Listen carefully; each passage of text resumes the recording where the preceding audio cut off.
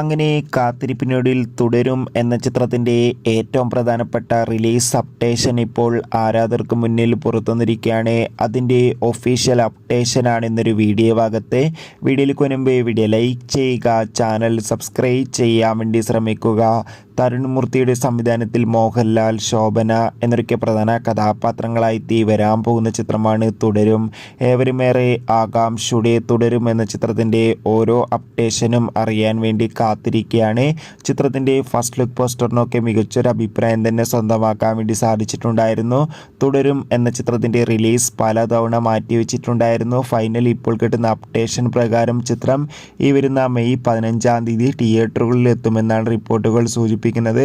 കാത്തിരിക്കാൻ നമുക്ക്. തുടരും എന്ന ചിത്രത്തിൻ്റെ കൂടുതൽ അപ്ഡേഷൻ അറിയാൻ വേണ്ടി എത്ര പേരാണ് ലാലേട്ടൻ്റെ തുടരും എന്ന ചിത്രത്തിൻ്റെ റിലീസിന് വേണ്ടി കാത്തിരിക്കുന്നത്? തീർച്ചയായും കമൻറ്റ് ബോക്സിൽ രേഖപ്പെടുത്താൻ വേണ്ടി ശ്രമിക്കുക. ബൈ.